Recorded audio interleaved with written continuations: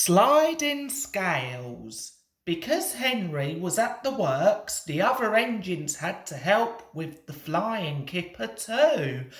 This is a special train of vans filled with boxes of fish, which goes to markets in London and other places on the mainland. James did not like the flying kipper. "All those smelly vans," he complained one morning. "You can't get the smell off your tender for weeks." "I'm very fond of a good kipper," remarked his driver. "You're welcome to it," retorted James. "Right old misery today, aren't you?" said his fireman. "You got out of the shed by the wrong door this morning, and no mistake. Now get a move on, or the Fat Controller will give you something to moan about."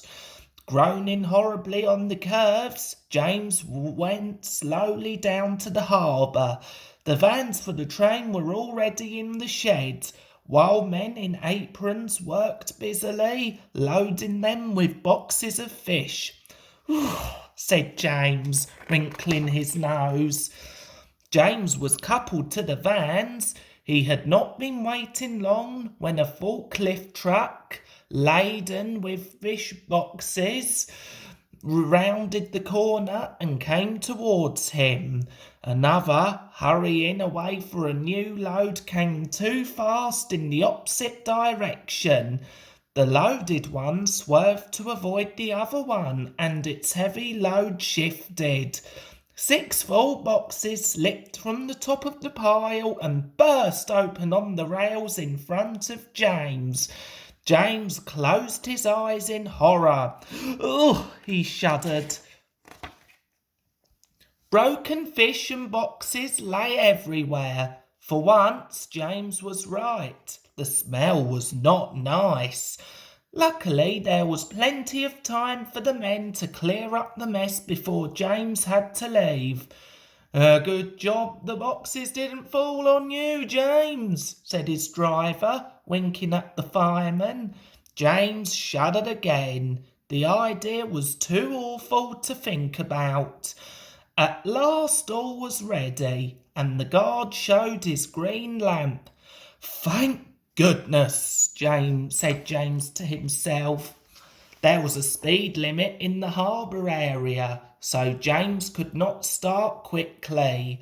The train seemed heavier than usual tonight too, so that when he reached the spot where the fish boxes had burst, he was moving at no more than walking pace.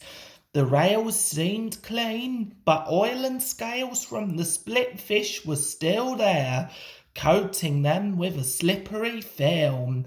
As soon as James reached the place, his driving wheels, with nothing to grip, began to spin helplessly. James did his best, but the heavy vans dragged him to a standstill. He found he could move neither forward nor back. "Fish!" exclaimed James in disgust. Men brought hoses and washed the rails. James grew very wet and uncomfortable.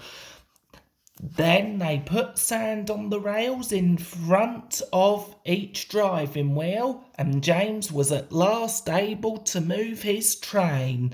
He was very late, but at least he was off the fish quay. To say he was glad would be putting it mildly.